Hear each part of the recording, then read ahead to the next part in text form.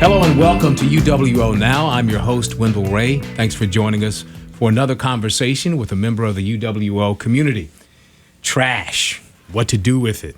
It's an ongoing problem, but today we're going to talk about how it's affecting our ecosystem. That's fish and wildlife and our very own health.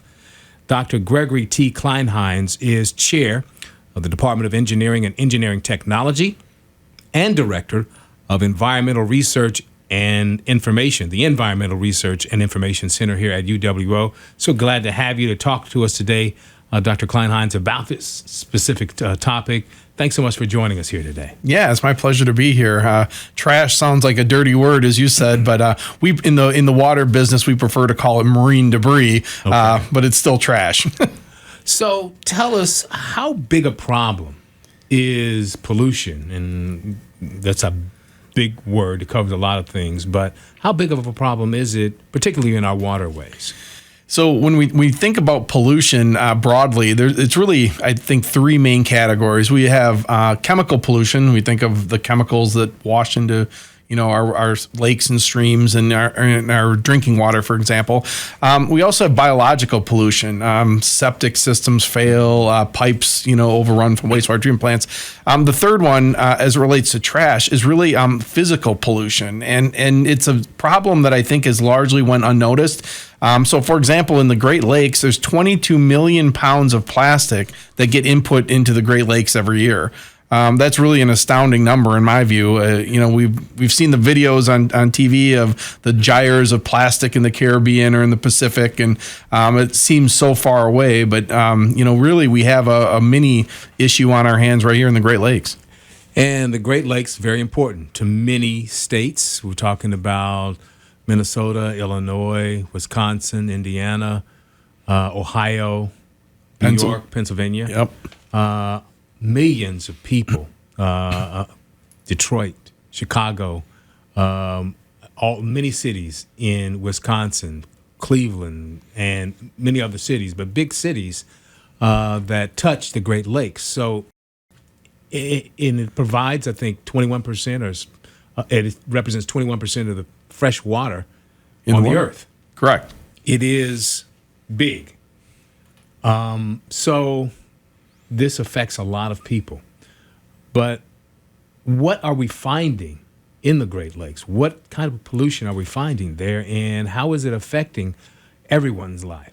Yeah, so you're absolutely right. I mean, the Great Lakes are this huge resource of fresh water that we have here, and I'm a born and raised Wisconsin guy, and I think sometimes we're spoiled by that. We don't realize what we have here in terms of that resource. We also in the state, just to put it in a little bit more in perspective, in the state of Wisconsin, we also have 15,000 lakes that are also part of the state. We have the Mississippi River that borders our western side, and the Wisconsin River that goes right down the middle of the state and drains into the Mississippi. So between the Great Lakes Basin and the Mississippi River Basin, we have a significant amount of water resources that not only the population of our state encounters in terms of potential sources of pollution, but they use it for recreation, cultural activities, and just part of the way we live our daily lives. So in the Great Lakes, what we're discovering is plastic pollution is something that we really haven't quantified and really haven't got a good handle on. We know this 22 million pound number,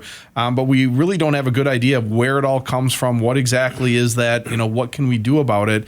And that's where the research over the last couple of years and the things that we're doing here at UW-Oshkosh, along with our partners in Wisconsin and the Freshwater Collaborative, are starting to address. Now, we talk about pollution, as I mentioned at the top, about and its effect on the ecosystem. So pollution is air pollution, all kinds of pollution, debris from manufacturing, farming, runoff from that kind of stuff, chemical pollution, electronic, and that kind of thing. But we're focusing more here on what we see in the waterways, and a lot of that is plastics. But I think many times when we talk about plastics, people think probably about plastic bottles, and that's it. But plastic is so much a part of everything that we use. It's so much a part of our daily lives that you forget that we're also talking about milk jugs and laundry detergent bottles and bins and things that are in manufacturing process, packaging, and all that kind of stuff. that can end up in our ecosystem. But it's been my understanding that stuff doesn't break down. But in fact, I guess it does to a degree.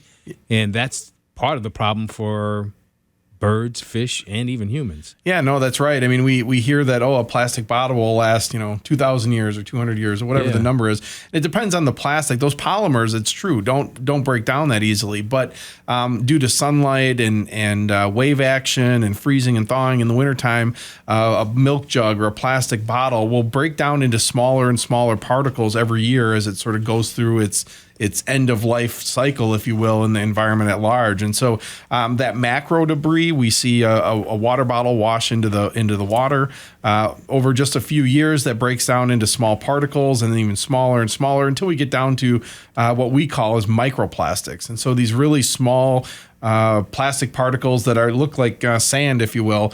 And those can be in round form. They can be in fibrous form. They can be in a number of different geometries.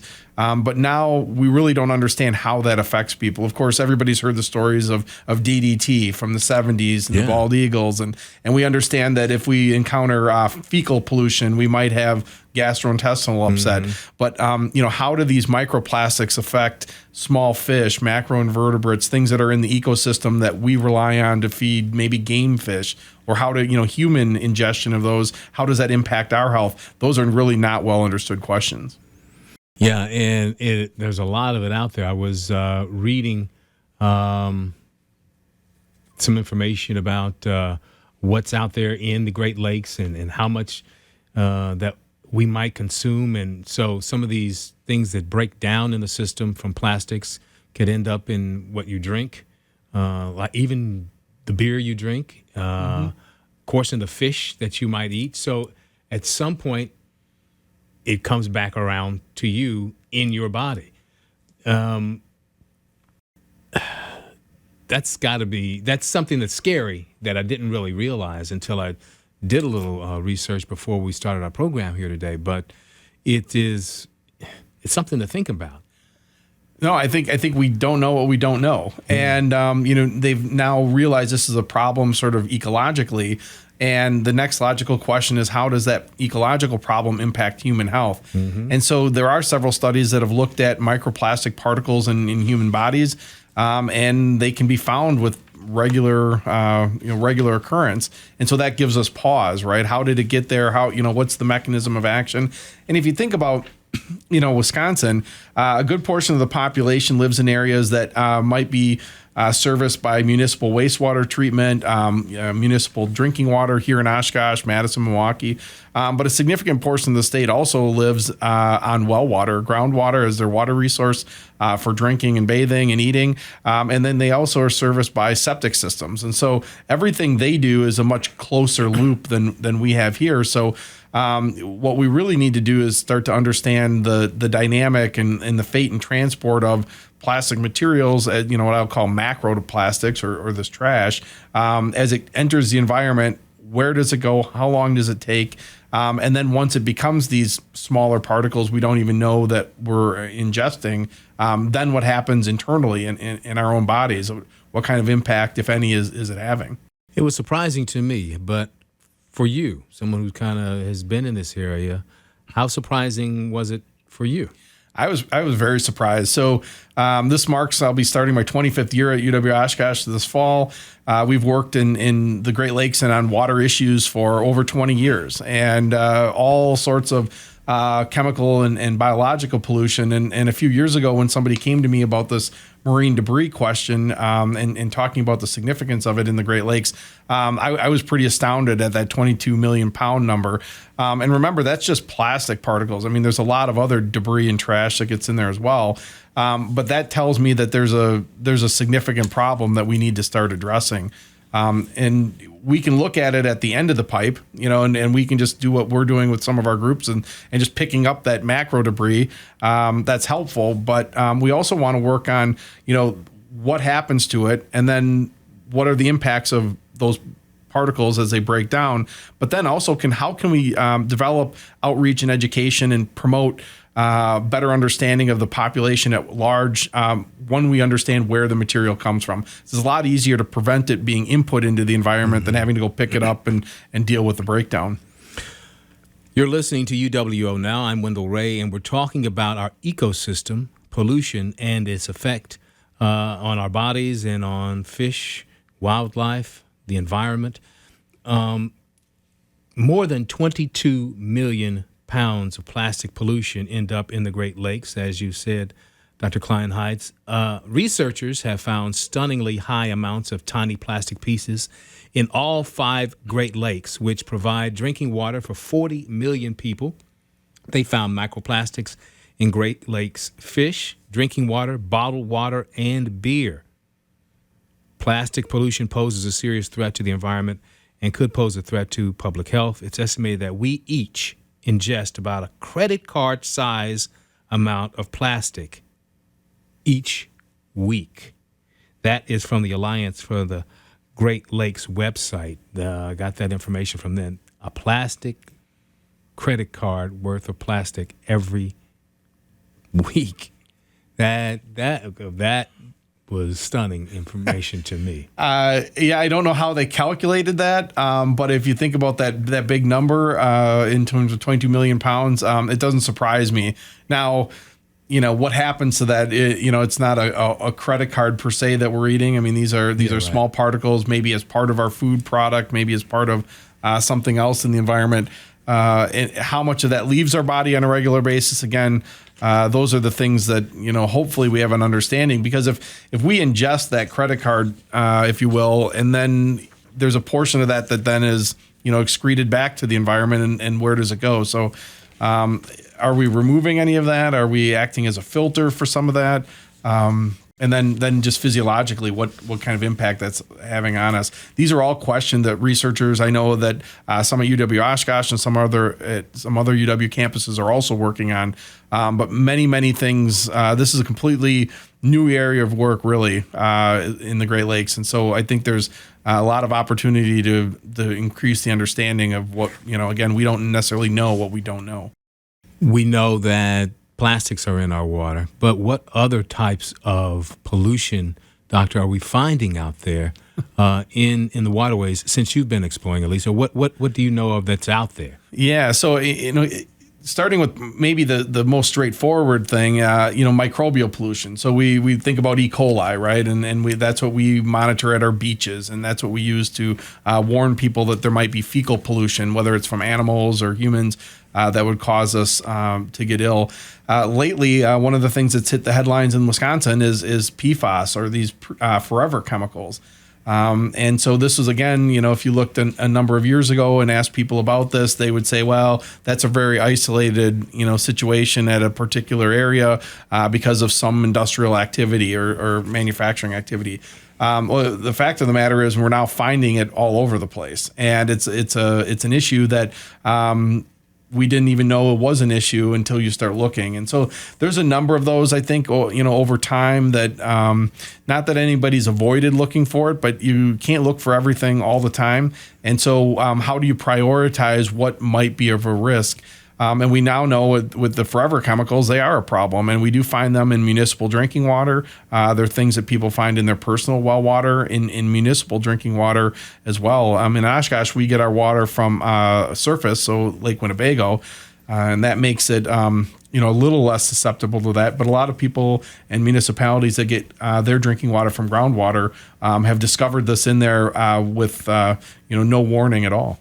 And forever chemicals, for those who may not know what those are kind of man-made chemicals. Correct. I think the first time I heard about it was Teflon and how Teflon is made, but I guess it goes into all other sorts of applications as well. Yeah, I mean, a lot of the plastics, and whether you're putting chlorines or other halogenated compounds on there, they're made to be recalcitrant. So they're made to not break down. There are no natural biological pathways to break these things down. And so they got this generic name of forever chemical because in the environment, they just don't break down very well. If you spill a little bit of oil in the environment, for example, it's not a good thing, but the oil is pretty natural. It's all carbon and hydrogen. And over time, there are bacteria and processes in the environment that will break that down. And depending on what it is, it takes longer or less time. But in the case of forever chemicals, like PFAS, it takes an extraordinary long time. We don't even really understand how long that is, hence the term forever chemical. How, in a state like Wisconsin, where farming is major, dairy farming major, what's been the impact of that industry on our ecosystem? Yeah, I think, anytime you have a concentration of anything, right? So agriculture, manufacturing, we have to be careful about what we do, and we have to be good stewards of the waste that we produce and whatever that is. My sense in working in a number of communities around Wisconsin is people want to do the right thing. And the question always becomes, the cost benefit of that, that technology that might render a waste product less hazardous, or sometimes it's just a passing of knowledge onto somebody. How do we develop buffer strips, for example, from agricultural fields? How do we help farmers mitigate large amounts of manure spreading and nutrient management? And things like manure, for example, are wonderful natural fertilizers. They work great, eliminate petrochemicals that we have to add to our soils, but they also need to be managed properly. And so a lot of that is education. And again, the research that, many faculty are doing and students, helping out. How can we address this issue? Because we're not going to get rid of dairy farming and we shouldn't, and we're not going to get rid of manufacturing and we shouldn't. So how can we kind of work together to use the best available knowledge that we have to make those industries as sustainable as possible? You're listening to UWO Now. I'm Wendell Ray, and we're talking with Dr. Gregory T. Kleinheinz, who is a chair of the Department of Engineering and Engineering Technology at the University of Wisconsin-Oshkosh, and is also the chair or the director of the Environmental Research and Innovation Center at UWO. Thank you for helping me out there. Want to talk about that and what students are doing at UWO. But first, let's talk about you. What's your path here to UWO? How long you been here, and how did you get to University of Wisconsin-Oshkosh? Yeah, so I grew up in Madison, born and raised, so an hour and a half kind of southwest of here. Went to two Michigan schools for undergraduate and grad school and started working there. And but knew that when I was done, I love this part of the country. I love Wisconsin, and wanted to end up back here if I could. And the position came up at UW-Oshkosh. To be honest, I knew nothing about Oshkosh other than there was an outlet mall in town. But that was back in 1999. So starting my 25th year this fall in a number of different positions on campus. Makes me feel really old when I say 25 years, but it's been a good experience. What is that acronym, ERIC, and of that center that you direct? Tell us about that. Yeah, so one of my passions is the Wisconsin idea, and that is that the good works of the university extend to the borders of the state, and it was coined by Charles Van Eyck back in the early 1900s. And so I've been very big proponent of getting students off of our campus, taking the things that we do here, and how can we do that in communities that benefit what they need and addressing some issue they might have. So the ERIC Lab was created to allow for students and faculty to engage with the community. And in the case of the Environmental Research and Innovation Center, we do customized R&D. We have locals that can walk in and get their well water tested, for example. We have partner counties all over the state of Wisconsin, but yet we're also nationwide and throughout North America. So we have clients from Alaska to the Yukon to California, and it allows our students an opportunity to take classroom knowledge and do high impact hands-on learning as part of what I would call real world projects. And the center supports itself. So the revenue we get from this testing supports the students that are there. We also have facilities in Sturgeon Bay, Manitowoc, and Eagle River. And those, again, the students are living and working in those communities, mostly in the summertime, working on projects like trash and marine debris and fecal pollution. And it's providing an opportunity for them to get that hands-on experience and apply classroom knowledge to some situation, usually close to home. When you say working on those issues? What does that mean? What do they do? They are collecting samples, I would imagine, but then what is the project that they're working on? Yeah, so every year is a little bit different. So we, as 25 years, there's a lot of things that change. And so, a few years ago in Door County, for example, when beach monitoring started in the state, we were looking at the sources of fecal pollution. What was the source? What can we do? We helped the county do redesigns and others around Wisconsin on how can we do sustainable stormwater treatment for microbial pollution. And then it was cladophora, so the algae that was washing up on the beaches because the water levels were low. Over the last couple of years, it's been marine debris and microplastics. So the students live and work. They get paid a salary and housing and travel, and they can do everything this last couple of years from driving around a trash boat, should call it a marine debris boat. They also collect samples for a variety of chemical, physical, and biological contaminants. They'll run it at our lab in Door County, which is at our with our partners at Crossroads at Big Creek. Some of the samples come back to the ERIC lab here as well. And then we have students that work with our group from all over UW system. We're a member of the Freshwater Collaborative. So we have, for example, this summer, we have students from UW-Madison, UW-Stevens Point, Oshkosh, Michigan Tech, a number of different places that all bring sort of a different perspective to our team. And what do you do with the research that you find? Well, we presented to the local community, so we always have some sort of outreach presentation component. So we share what we do with the community where we're embedded. We may publish some of that. We encourage students to go present that at meetings where they can learn about what others are doing as well. But we're really about results at the end of the day. So, publishing this or a scientific presentation, those are all really good things as professional development for the students. But we're really interested in taking that research and then applying it to that problem in the community to find real solutions. And you mentioned the marine debris boat. Tell us about that and what it and how it's used. Yeah, I mean, not to brag, but I would say that UWO, as far as the university goes, might have the most wide array of marine debris technology right now. So we have a boat which was funded by a US EPA Trash Free Waters project, which is a large industrial size, if you will, pontoon boat that goes and collects marine debris in areas of high concentration. And that boat patrols the Fox River, in Kewaunee and Algoma, down to Manitowoc, and then in Sturgeon Bay, and makes this kind of circle. We also have a drone, a Pixie drone. We were the first in the U.S. to get this. It's sort of like a remote-controlled water robot that you can drive around with a handheld controller that picks up debris in smaller areas. We have sea bins, which are essentially pool skimmers that can be installed at marinas. So when debris falls off boats or accumulates in those areas, it will collect those and make it easier to pull out.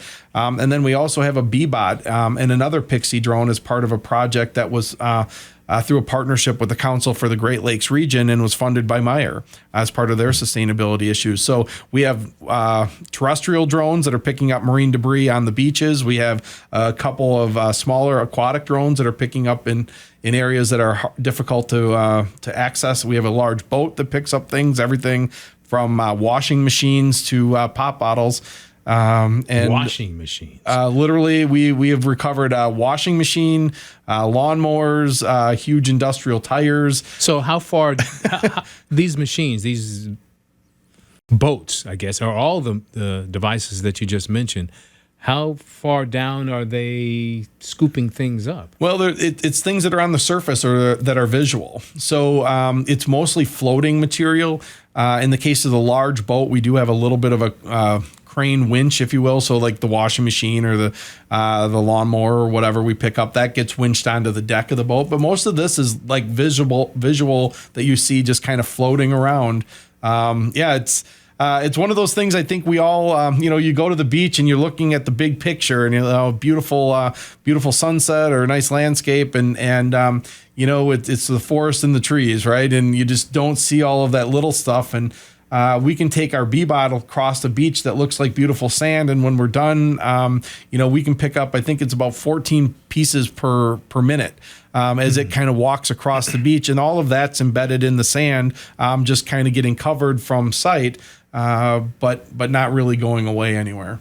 That's incredible. Disheartening too to think that you have that type of debris in the water, lawnmowers and washing machines, and something falls off your boat. That's an accident, but clearly that was not an accident when you had those large types of items in the water. Yeah, people ask us, well, how did that get there? And if I could answer that question, I mean, yeah, it really makes you scratch your head. And then some other things that for example, shotgun wadding. So there's a plastic wad in shotgun shells that and so people doing bird and duck hunting, big part of culture in Wisconsin.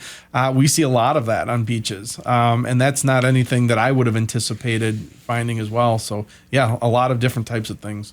You mentioned earlier, Dr. Gyres. Gyres. That's like in the ocean. Mm-hmm. They have these currents that drive trash and pollution and pollutants into little pollution areas, islands almost. Yep. And there are several of these around the world, I guess. Can you tell us a little bit about what you know about those? Yeah, so ocean currents and different sort of meteorological phenomenon have this marine debris that will accumulate in almost like a floating island. And in fact, they're extremely large. We don't think about it here, but they'd cover many sort of miles of area, and they become almost permanent. And so now, in fact, there's people studying how sea life and other sort of inhabitants of the ocean are using this as maybe an artificial reef or floating island for protection, for example, from predation or, kind of like a fish crib. And so who would have thought that, our garbage would accumulate and conglomerate together, and then animals and sea creatures would find a way to use that to their advantage. But that's what we see is happening. And that's one of the positives. And the negatives is that we got pollution in the ocean. That's right. That's the size of an island. So you talked about what you're doing to skim the surface of the Great Lakes here in Wisconsin. What kind of technology is being developed to help reduce the pollution that is, all through the ocean, but at least on the surface of the ocean in these gyres? Yeah, there's several groups, mostly European groups, that have been working to develop large scale technology. So when we remove material, we're removing it on the order of a pound, half a pound. The washing machine might be a couple 100 pounds, but we're doing relatively modest removal. What they want is to really remove significant portions of these sort of accumulated masses of trash using very large boats, booms that will collect it and almost like funnel it into, if you will, a conveyor belt that's attached to sort of an aquatic dump truck. And then they're able to remove that and take it other places. The problem is that some of these gyres will break apart, these sort of floating masses. Maybe they run into a Caribbean island. And then now all of a sudden you've got a significant portion of that plastic material all over the beaches.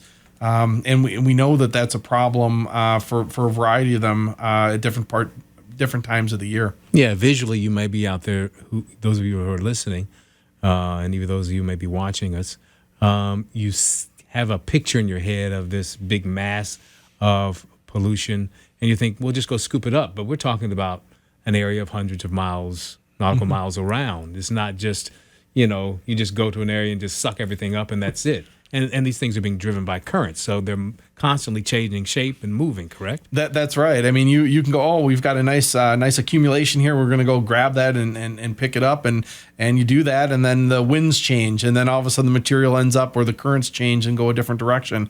It's really just moving the pieces around the board, right? So again, what we want to do is we want to remove what's already there. But I think long term, to be sustainable with this, we need to work on where that material is coming from and how can we prevent it from even getting in the water in the first place. Thank you for that transition. So what are some ways, we talk about recycling, but we're talking about not just individual waste, we're talking about industrial waste and, like I mentioned earlier, the waste from farming, and people who are engaged in fishing, may throw out a net and lose that net. They weren't trying to throw it in the ocean; they were trying, and it breaks when they throw it in, and then now that's in the ocean, and it's ghost fishing, I think is the term that they use, with catching fish that can't get uncaught now. So what are some solutions that you're encouraged by, at least that you're hearing about, that can help us to reduce the amount of pollutants that we see in the waterways? Yeah, so one of the biggest tests that we're asked to do at the Environmental Research and Innovation Center is on the degradation of packaging products. So companies are contracting with us to evaluate new products that they're bringing to market that are biodegradable. And so they will disappear in the environment should they be lost, or blow off your boat, or your fishing line is lost. And after some period of time, it just slowly dissolves and won't be there. So I think looking at the products that we use and trying to find alternatives that may address that issue, but it's a hugely complex issue. We look at wrappers on consumer products, our water bottle, and we think, oh, this is just a plastic wrapper. Sometimes that plastic wrapper could have 6 or 7 layers to it that are all highly engineered to do one particular thing for its application. And so making all of those do what we want in terms of making them a more sustainable alternative is really a challenge. I think some of it's human behavior. And for example, everybody maybe instead of bringing a plastic water bottle, single-use plastic water bottle to the beach, bring your stainless steel refillable water bottle, and then have the beach install water bottle fillers. We know at some of the beaches we work at, that could be several hundred people a day, and potentially eliminating 20, 30 lost water bottles, if you will, plus the recycling. And so by the time you magnify that over thousands of beaches and thousands of people, that's a measurable difference. Have you found in your time in this area that manufacturers, industries are willing to change their methods in order to reduce pollution, or are you finding that there's some indifference there? No, absolutely. I think that's one of the reasons we get the requests for the testing we get. I mean, nobody wants their product to be the next one washing up on the beaches, or we talked about PCBs and having to clean that up decades later. Nobody wants to say like, oh, it's my product that's forming the microplastics that my children or somebody else's child is finding in their water. So I think the companies that we deal with, which I think is the vast majority of the ones that you see, really want to find solutions. But it's a very complex problem because there's not one size fits all for these plastic products. So people are working at it. I think we've made a lot of advances in the last 5 or 6 years. Have a long way to go, but I see an optimism for the future. What about your area of expertise? It's an interesting intersection, I guess, engineering technology, and sustainability. How has that worked? How have you, it seems obvious now that I say it, but how has that worked in your career and melding these two different careers? Yeah, so I started in graduate school working on industrial air treatment systems, but instead of, it was a biological method, and then doing bioremediation, so using sort of biological processes to remediate oils and other things in the environment. And if we look at just a wastewater treatment plant in town, we look at the brewing industry, we find lots of examples of how we harvest natural processes to do things that we want them to do. And so I think that when we try to find solutions, we can do highly engineered solutions, hard infrastructure and things that, are really visible. But I think nature in many cases has found ways to address these pollution issues. How can we harvest that, let those processes do the best that they can? They don't work for everything, and there's certainly times when we need to find alternatives. But trying to find a method of either remediation or prevention that's as sustainable and sort of naturalized will only make it sort of more long lasting. Sitting here today on this podcast, how do you feel personally, now being in this field for a while, about where we're headed in terms of our ecosystem, pollution in the ecosystem? Yeah, I think we sit and talk about, all these sort of challenges we have today, and it's easy to get very pessimistic. But I think if I could, put myself back in time with the hat I'm wearing today, say in the 70s or 60s, I think we would be pleasantly surprised where we are today. I think working with college students, and the reason I wanted to work at a university is the energy and the ideas, and they give me a whole new level of optimism. I think that sometimes people, my age or you've been around for a little while, don't always have. And so when I watch them working on these various issues, whatever it is, I feel really good about our future. And there's a passion there as well. There's a passion, the ideas. I always tell people I learn something new every day, and the older I get, some things I don't want to learn, but I'm still learning. So just listening to them, and they come up with ideas, and sometimes I wonder, what the heck? Why didn't anybody else think of that? I guess maybe it's kind of like the sticky notepad, right? It's seems so obvious, but we went 100 years without having one. Well, Dr. Gregory T. Kleinheinz, thank you so much for coming by and talking to us today on UWO Now. He is, as I mentioned, the chair of the Department of Engineering and Engineering Technology at the University of Wisconsin, and also director of the Environmental Research and Innovation Center at UWO. Thanks again for coming by and talking to us. It's been very educational.